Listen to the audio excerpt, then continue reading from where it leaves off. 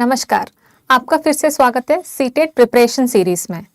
मैं आज आपके सामने एक टॉपिक लेके आई हूँ जो है सीटेट पेपर 2 साइंस का, that is matter and it's states.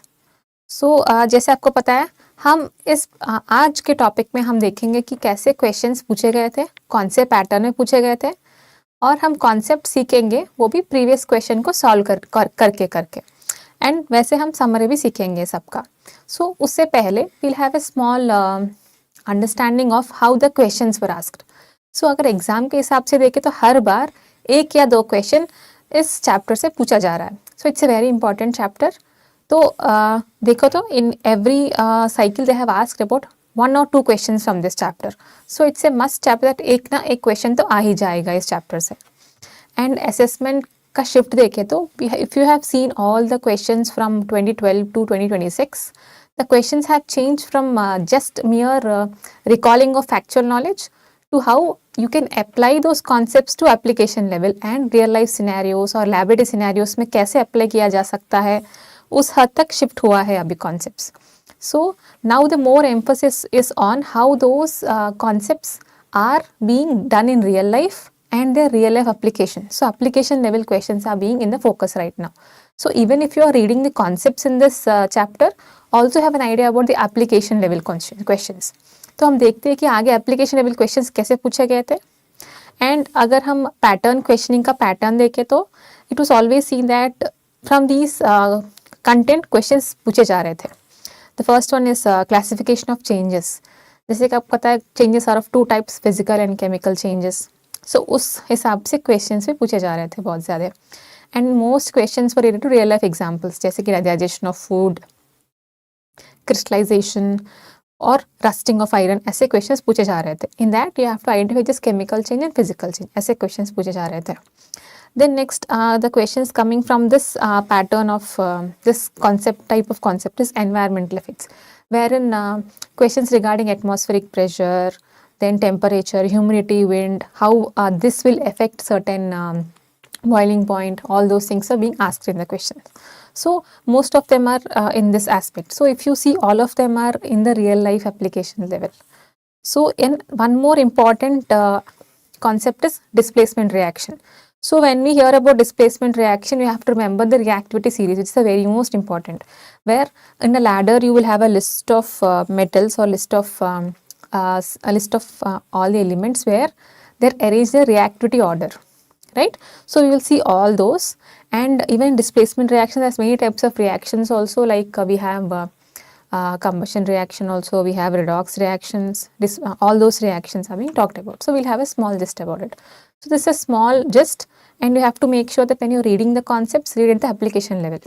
Try to focus at the application level.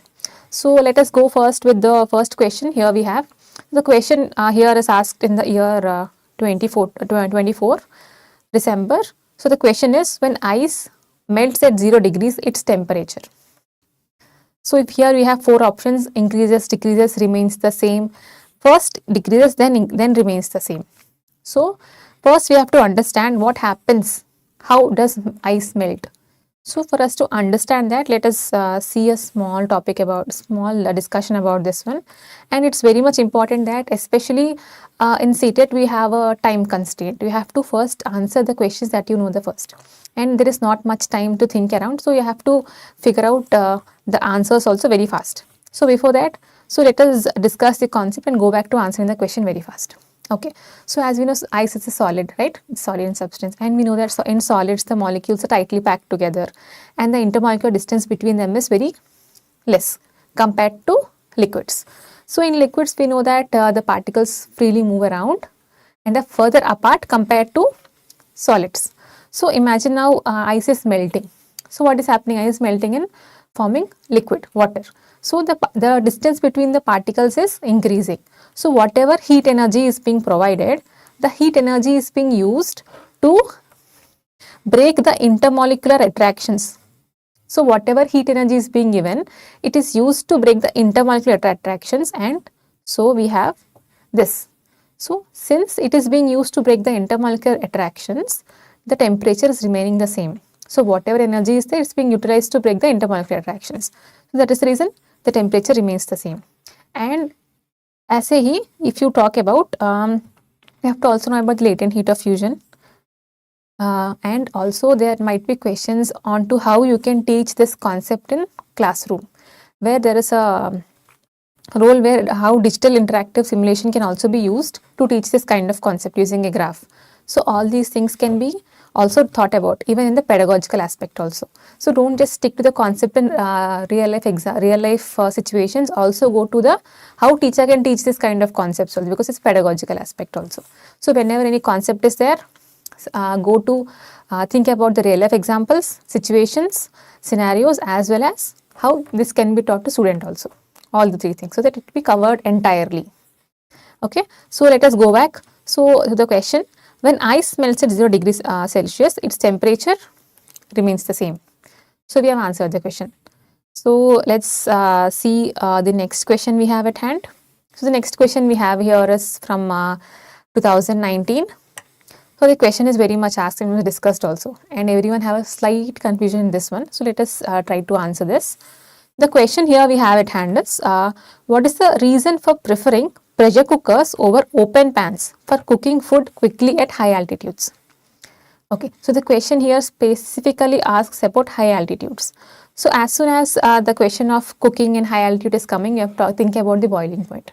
So if you see all the options have two things in common. What are those? Boiling point and atmospheric pressure, right? So it's something about the relationship between boiling point and atmospheric pressure. So if you remember the relationship between boiling point and atmospheric pressure at sea level as well as high altitude, you will be able to answer this question. Okay, so if you see, just have a glance of the options and try to understand what are the what are the keywords here: boiling point and atmospheric pressure. If you see that, you will be able to answer this question. So before going into this answering of the question, you have seen the options are here. The lowering of boiling point of water at high altitudes due to increase in atmospheric pressure. So increase in boiling point of water at high altitudes due to decrease in atmospheric pressure. Lowering of boiling point of water at high altitudes due to decrease in atmospheric pressure. Increase in boiling point of water at high altitudes due to increase in atmospheric pressure. So whatever increase, decrease, the two words were remaining constant: boiling point, atmospheric pressure, high altitude. So we have to find the relationship among these three now. So for understanding that, let us think about the concept right now. The concept here is, for cooking to happen, water must boil. So vaporization concept is being talked about here. So we have to understand that liquid boils when their vapor pressure is equal to the external atmospheric pressure. So this is the major thing we have to remember. So now what happens now is, at sea level we know the atmospheric pressure is 1 atm, right? And at 1 atm the boiling temperature or the boiling point of water is 100 degrees Celsius. We know this, right? But when we go to high altitude places, in high altitude places what happens? There is low pressure. So low pressure, then atmospheric pressure is also low compared to the sea level. It's 0.7. So as we talked about, when vapor pressure is equal to the external atmospheric pressure. So vapor pressure is reaching the external atmospheric pressure 90 degrees Celsius only. But for cooking or water to boil or to cook, it will take longer time. So this is the case. So this is the case to solve this one. Pressure cooker was being used. So pressure cooker, it will create an artificial environment where the temperature will rise to 100 degrees Celsius and the food will be cooked faster. So the only problem with this is food will take time to cook. So now we have to understand the relationship between pressure, boiling point and altitude. So if you understand that, we'll be able to answer this one. Yeah. So if you go back to the question, they asked us the reason for preferring pressure cookers. Why do they prefer pressure cookers? Because what happens at higher altitudes? The answer is the boiling point is low. So find out from the options. See where the lowering of boiling point is there in 1 and 3, right? So you can eliminate 2 and 4, correct? Now try to identify in these two. Lowering of boiling point of water at high altitudes due to increase in atmospheric pressure. No, at high altitudes what is the decrease in atmospheric pressure? So now we have identified our answer as 3. So like that you can eliminate the options fast and you can answer it very quickly.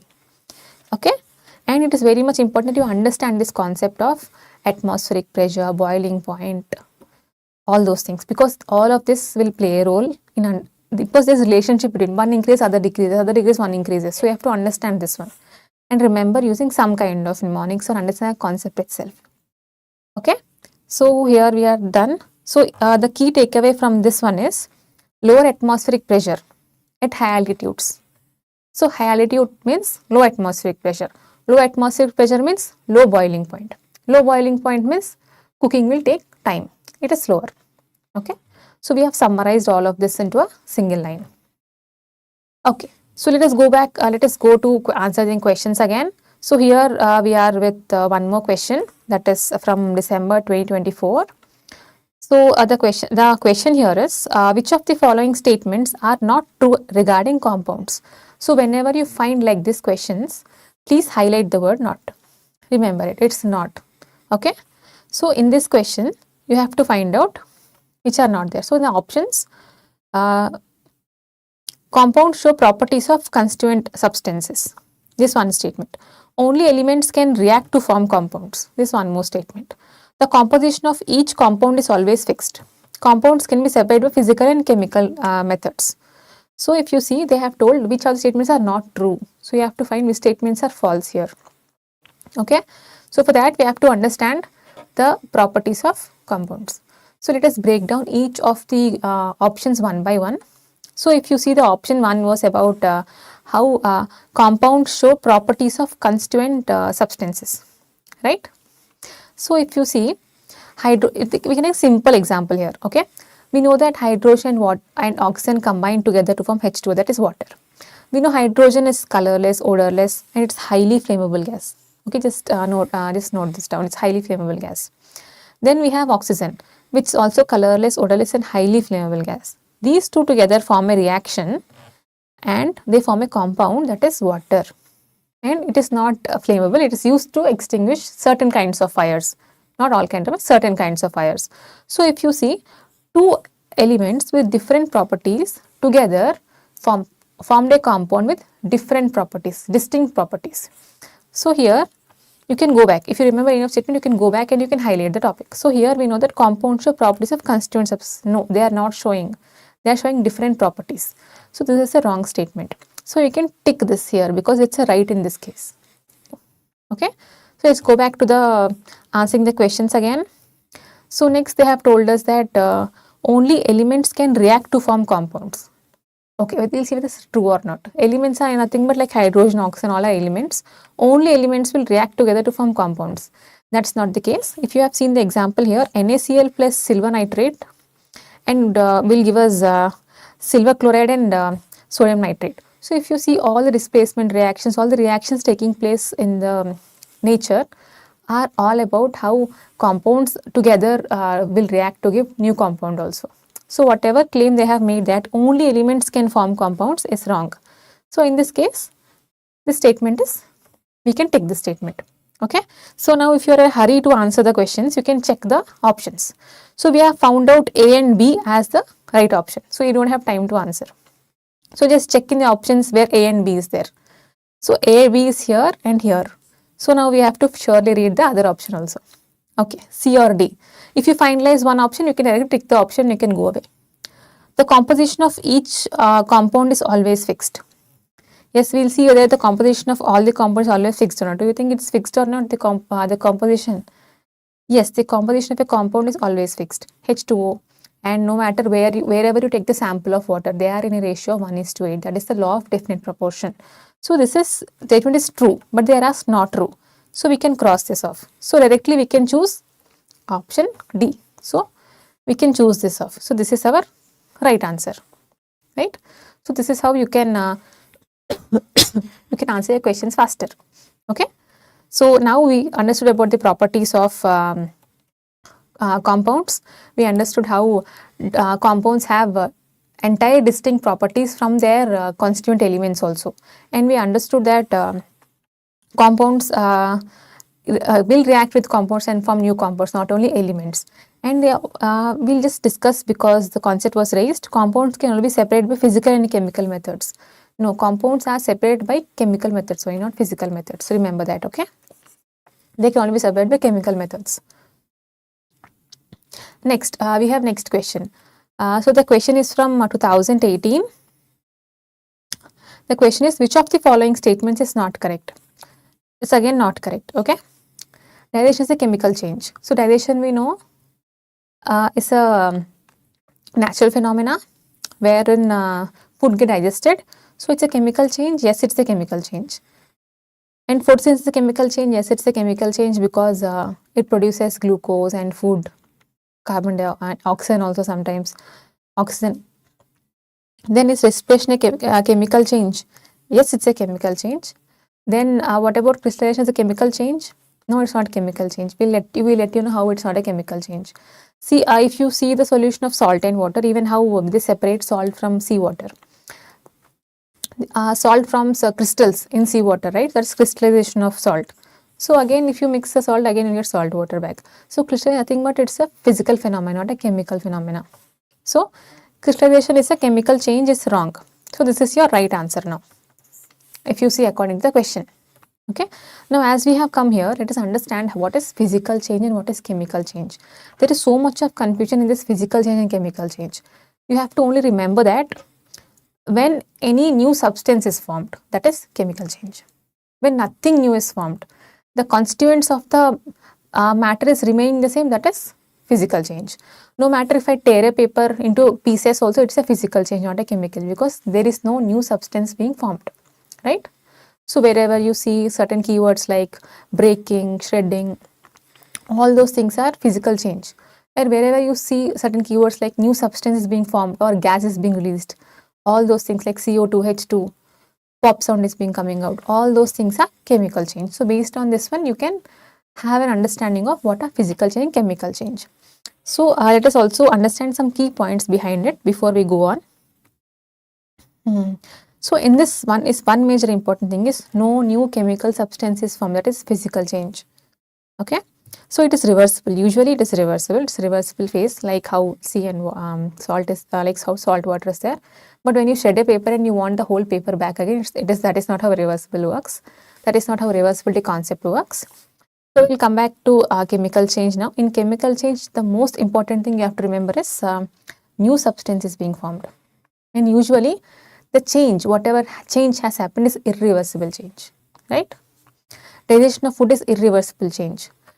Then whatever photosynthesis is happening is irreversible change. Then you also have to read about something, respiration. So even respiration is a chemical change, not a physical change.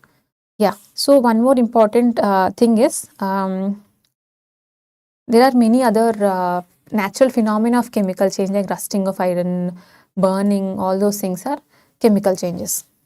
Okay.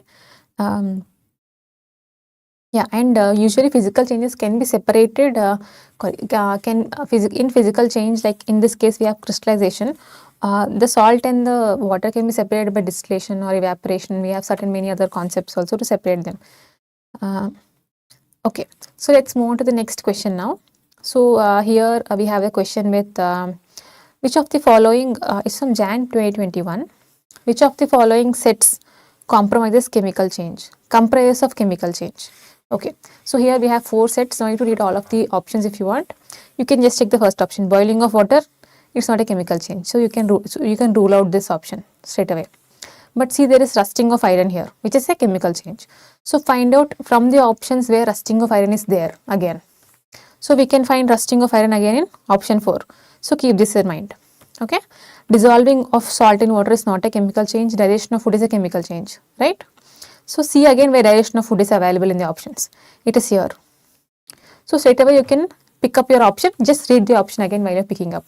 Rusting of iron, burning of paper, digestion of food. So your option here is this one. This is how you can answer it fast, but you have to be very careful while answering like this. Okay. So when you don't have time and you have to answer it fast, when you know the concept also very well, keep in mind the concept also very well, then you can do this one faster. Okay. So if you want, we can just see the other options. Shredding of paper is a physical change, as I have told you. Okay. Cooking of food is a chemical change. Boiling of water is a physical change. Dissolving of sugar in water is a physical change again. And all these consist of chemical changes. Okay. Okay, so before going, as I told, there are certain keywords which I was discussing, because many of them make a mistake here and many of them have conceptual misconceptions regarding physical change and chemical change. So as I told, boiling, breaking, shredding, dissolving. If you find any of these terms in the options, that is physical change. Okay, because there is nothing, no new substance being formed, right? And wherever you see words like rusting of iron, burning of paper, digestion of food, here new substance is being formed. In case of rusting of iron, even if the iron nail remains the same, there is outside one more coating, that is iron oxide, that is rust, that's a new substance that is being formed. Even burning of paper, you can't, there is new substance that cannot be went back again. So all of these changes are irreversible, not reversible. So this is how you can distinguish between physical changes and chemical changes. Okay, and whenever you want to check if it's physical or chemical, by any chance, just check if there is any new substance being formed. That is the key, the ultimate key to understand physical or chemical change. There are many confusing things like how melting of waxes and physical change or chemical change, burning of candle is physical change, chemical change. Now you can tell me, burning of candle is physical or chemical change. Now you can tell me based on this concept. Okay, so let us move on to the next question. So next question we have here is from June 2011. So the question is regarding chemical reactions again. So the question here is when an iron nail is dipped in copper sulfate. Okay, whenever you have like this question, you can add the formula above. Iron nail, that is Fe, copper sulfate CuSO4. The color of copper sulfate solution fades to brownish layer and a brownish layer is deposited over the iron nail. So it's a reaction between iron nail is being kept inside copper sulfate solution, and after some time the color of copper sulfate solution is fading off. They didn't mention the color, it's there fading off, and a brownish layer is being deposited over the nail. Okay, so now we have to remember the reaction between iron and copper sulfate.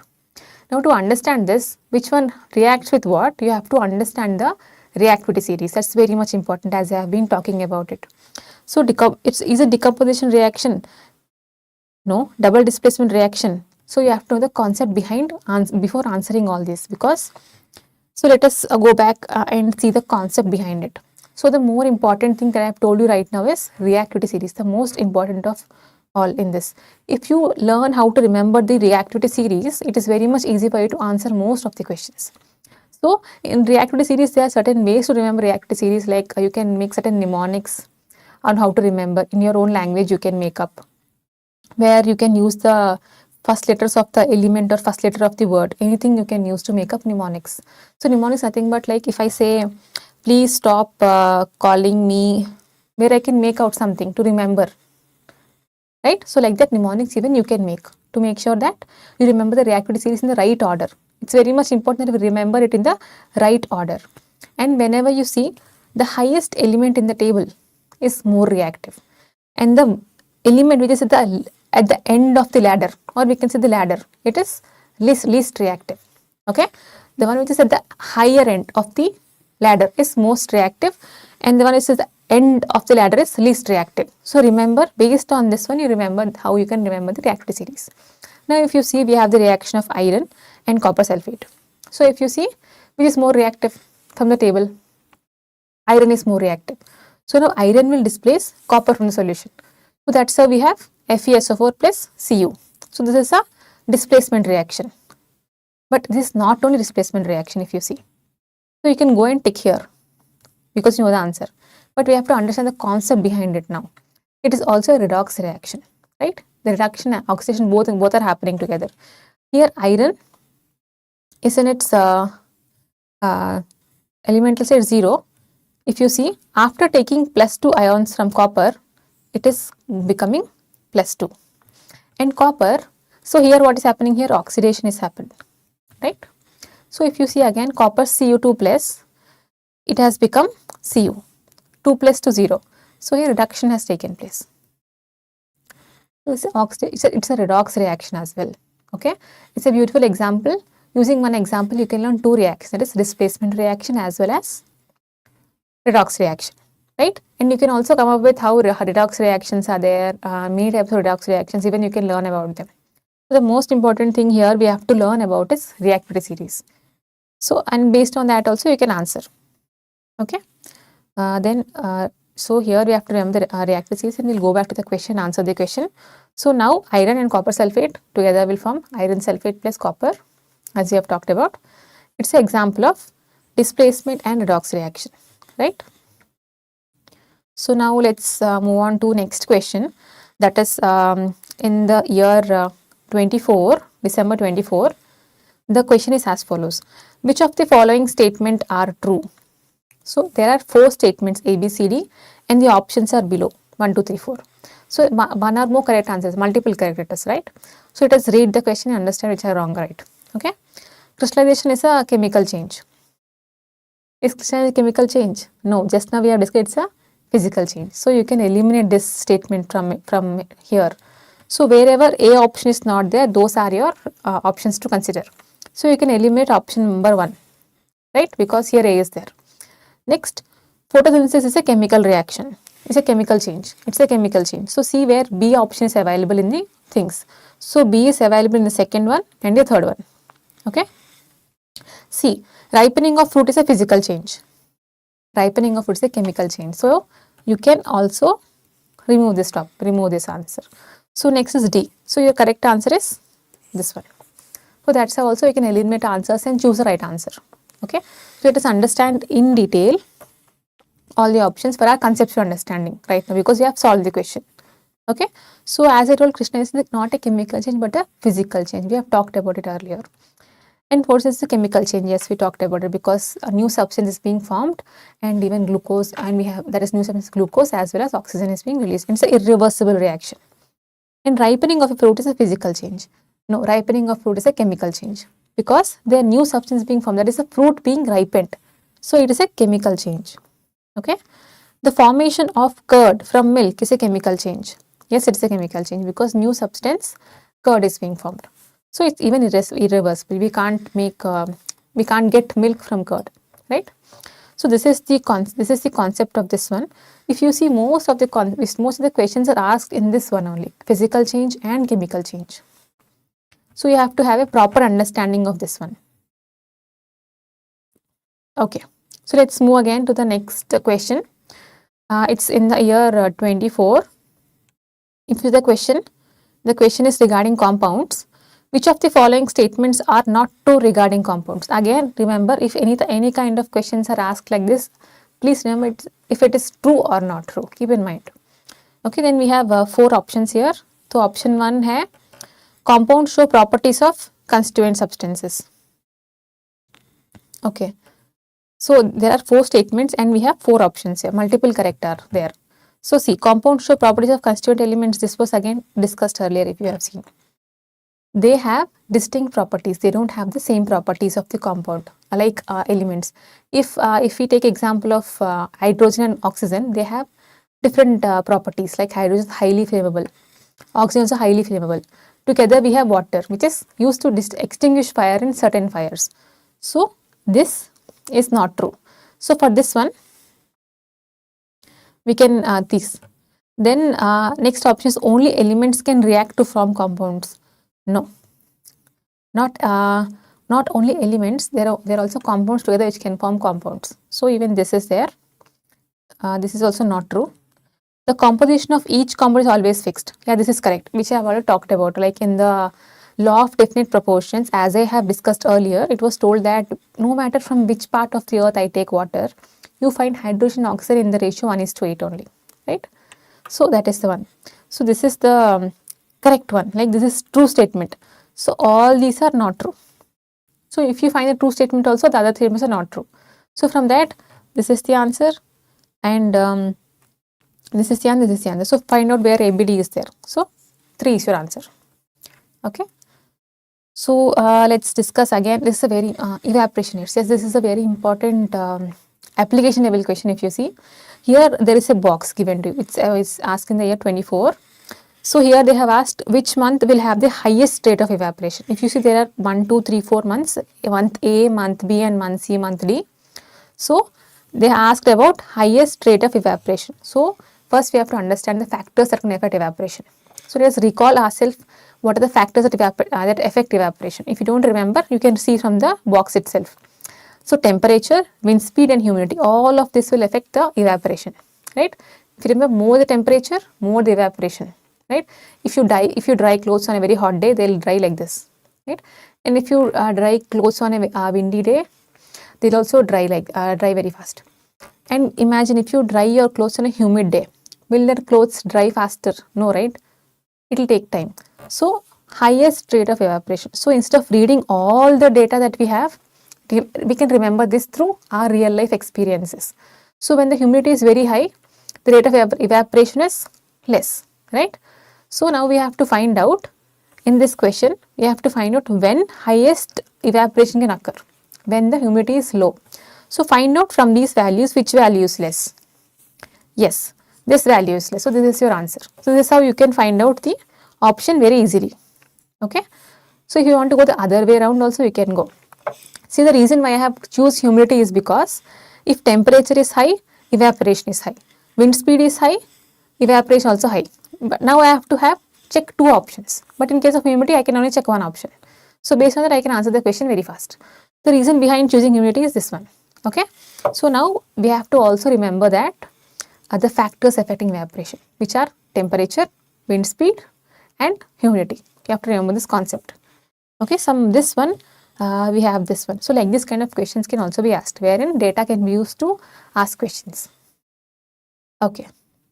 So next, let's proceed to one more question we have at our hand, which is regarding which of the following is likely to happen when chlorine gas is added to solution of sodium bromide. Okay. So let's write an equation straight away if you have time, and you can understand what happens later on. So when chlorine gas is passed on to sodium bromide, what happens is displacement reaction happens, because again I told you reactivity series. In the reactivity series, you can find out chlorine is more reactive than sodium. So than bromide. I'm sorry. So chlorine is more reactive than bromide. So bromine will be displaced by chlorine. So we have 2 NaCl plus bromine. Okay. So from the reactivity series only, you will be able to answer most of the questions. Okay. Then we have next question from 2012, that is which one of the following alloys contains a non-metal as one of its constituents? Okay, now to answer this we have to understand what are the constituents of each of them. So amalgam is a constituent, it's the alloy of mercury with any metal is amalgam. Okay, so here we have metals only, right? In case of bronze also, see, even if you don't know the correct composition of steel, you can eliminate your answers one by one. Okay, amalgam, as I told, amalgam is nothing but alloy of mercury with any metal. Okay, so there is no non-metal in this one, so you can eliminate that answer. And bronze and brass, so you have been reading from so long. Bronze is alloy of copper and tin, so both are metals, so you can eliminate this option. And brass is alloy of copper and zinc, so even you can eliminate this option. So you are left with steel. So this is your answer. Just understand the concept behind it. Okay, so steel is also an alloy composed primarily from iron and small percentage of carbon. So here carbon is the non-metal. So now it was in 2012. The question was direct. Now the question can be twisted and asked also. It can be twisted and asked in a situation or in a scenario or in a case like metal A or alloy A is there, alloy B is there, alloy C is there. Alloy A has a composition of like this. So like these questions can also be asked. So you have to be prepared with that. Okay. So in case it's 2012, the question was very direct. As I told you, the questioning pattern is being changed almost from many years. They have stopped asking factual questions. They are interested more to ask in application level questions. Okay. So whenever you are solving any previous paper questions, please note the year also. Okay. It's not that these kind of questions can also be asked. Okay. Let's go to the next question. It's regarding density and floating. So here we have a assertion and reason kind of question. So here we have it is recent question, 2026 question. Given below are two statements. The two statements are here, ice floats on water, and reason is ice combines with surrounding air, which leads to increase in buoyancy. Okay, so first we understand assertion. They are claiming ice floats on water. The reason behind it they are giving is this.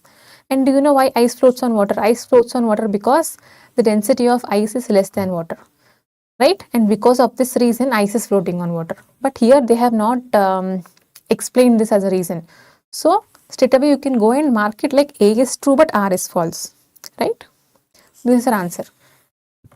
Now if you want to understand why density of water is less, sorry, why density of ice is less compared to water, right? So usually what happens when ice is formed, what happens is the water molecules in ice are spaced far apart.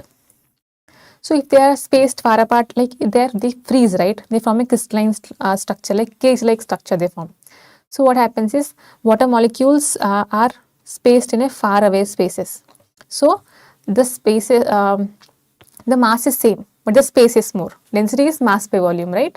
The space is more, the mass is same. So when the space is more, the distribution is so much, the density will decrease. So that is how we have density of ice less. Okay. So they didn't explain. So we have understood the reason is wrong about it. So we can now, as we have done this, we'll just quickly recall some of the very important concepts of this chapter. The matter and its states. The first thing you have to know, its matter is nothing but anything that has mass, occupies space, and consists of moving particles with intermolecular space. We can call it mass. We can call it matter. Okay. So we have three kinds of matter: solid state, liquid state, and gaseous state. And there is something called as plasma also. And even there is called as B's equation, Bose-Einstein equation. You can also check on that. And next most important thing is interconversion of states. How solid, liquid and gas interconvert among themselves. So when solid converts to liquid, it's melting. Okay, then liquid converts to gas is vaporization. And gas, and from solid directly we have gas is sublimation, which happens in case of naphthalene and sand and naphthalene balls in many cases. So even you have to see that liquids freezes to form solid. Gas condenses to form liquid. So all these things can be remembered. And there is also one more example how solid can change to gas sublimation is dry ice. So you have to also see that the atmosphere at which all this atmospheric pressure at which all of these conversions happen. Okay. And one of the most important things to remember is latent heat of fusion, latent heat of vaporization, sublimation, and how the pressure and temperature can have effect on how we liquefy and compress gas also. Certain gases can be liquefied also, right? It is based on the pressure and temperature changes. Okay. So all of these can be remembered.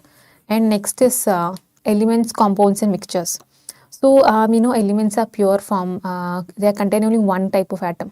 Let us take hydrogen, oxygen, anything. They have one kind of atom. And let's next come to compound, as we have talked about. Now compounds are it's a combination of two or more elements. Like for example, we have water, carbon dioxide, then salt. So we have all these things. The next in this wing we have mixtures. So mixtures we have different types: heterogeneous, homogeneous, and colloids also. So homogeneous is nothing but mixtures are of uniform composition throughout the thing. It's uniform.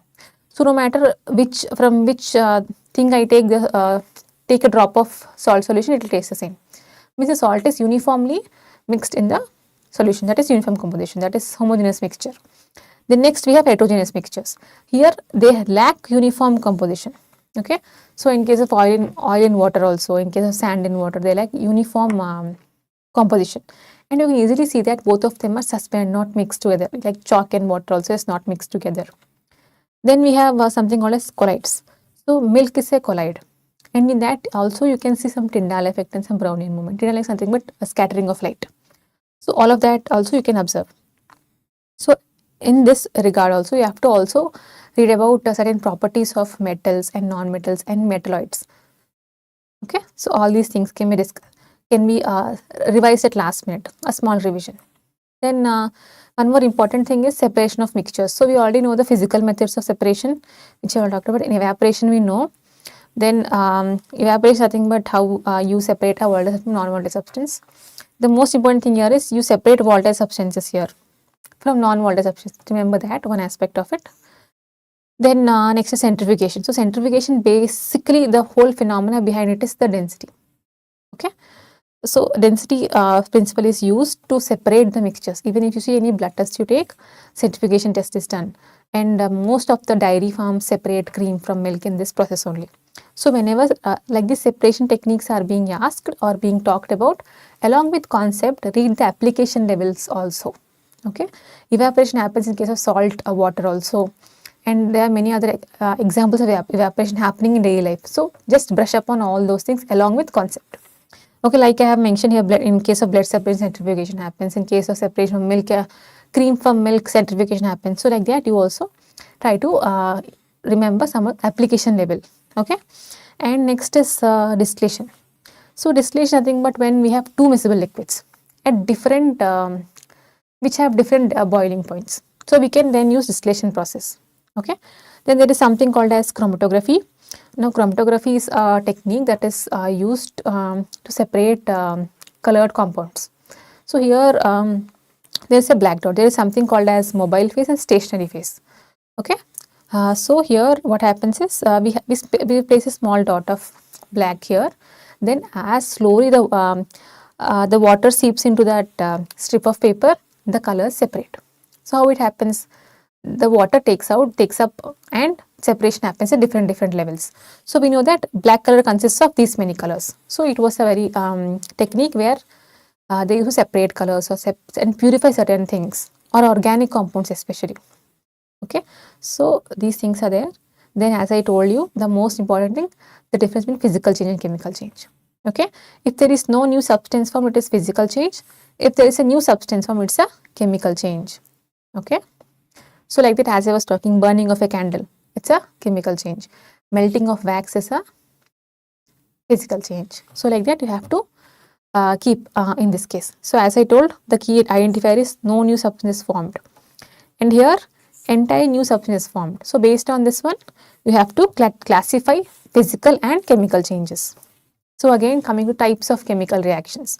So we have combination reaction, wherein a best example is H2 plus O2 gives you 2H2O, wherein hydrogen and oxygen combine to form water. Then decomposition reaction. So here we have calcium carbonate, which decomposes to give calcium oxide and carbon dioxide. The next is displacement reaction. And it was discussed in the earlier also that displacement reaction kind of questions are being asked more, but also have a glance about the combination decomposition reaction. Okay, so displacement kind of questions can be answered when you have thorough understanding of reactivity series. Okay, and how can you remember all this? Combination is nothing but you combine two elements and a combination is formed. You can identify from the reaction itself. Decomposition, like you can see the whole of the compound is decomposed into two separate parts. It is like breaking down. And here displacement, you can see one element is replacing the other there in the compound. So we can remember them like this. By seeing the equation itself, you can identify which kind of reaction it is. Combination, two elements together will form the whole compound. There is combination, the name itself adding. Decomposition, you can see breakdown happening here. Displacement, a replacement is being happening there. So if you see that, you can identify which kind of reaction it is.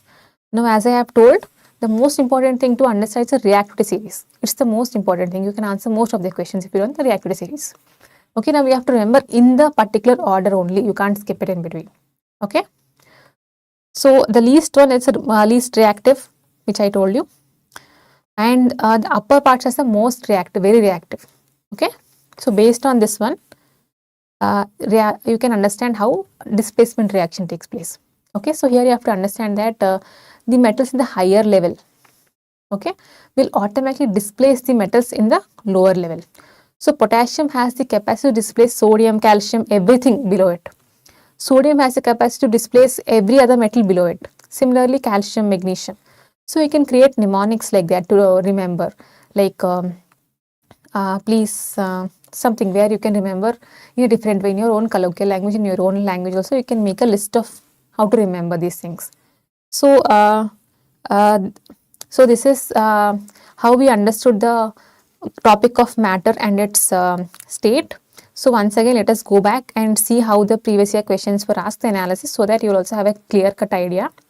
So as we are discussing, most of the emphasis was there on, yes, most emphasis were there on application level question. So when you are preparing all the concepts, prepare to the application level and daily life examples also, along with how it is used in science laboratories also.